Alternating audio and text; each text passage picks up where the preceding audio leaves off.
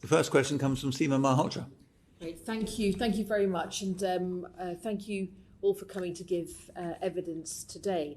I wanted to start with a couple of questions.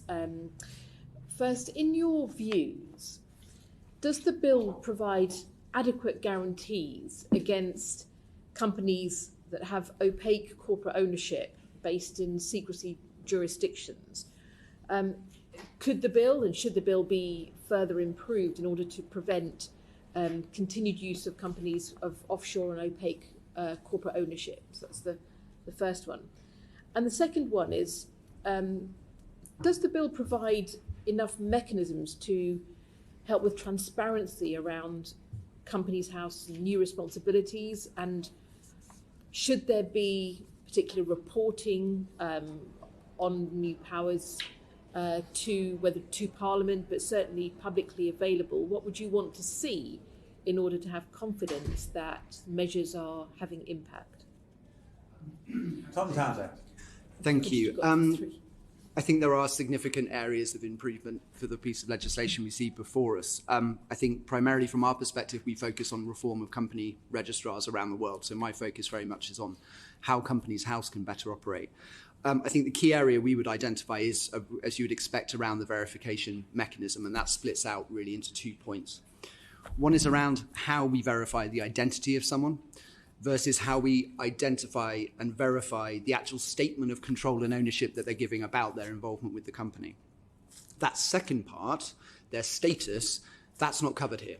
We're not actually putting in place mechanisms to understand whether or not the disclosure of beneficial ownership is actually accurate. That's a significant problem, and really gives what a colleague previously was saying was the gold standard. We're far off of that. We see countries around the world taking meaningful steps to attempt to use the data and powers that they have as a company registrar to begin to understand whether or not those statements are true. So that needs to be significantly beefed up in this legislation. The second part, on the actual ID of individuals, I think there are grave misgivings about that being outsourced to the trust and company supervisor profession. There are other ways of IDing people. In an ideal world, Companies House should be doing that.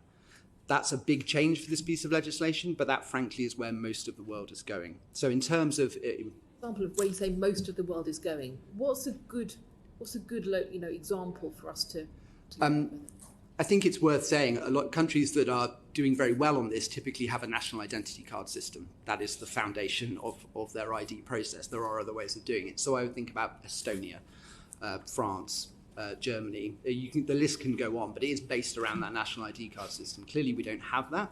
Government has done significant work on its own identity verification program, which has had mixed results. But we know we can do this. It doesn't necessarily need to be outsourced to that profession, which of course is supervised. But as I say, I think we collectively have severe misgivings about it.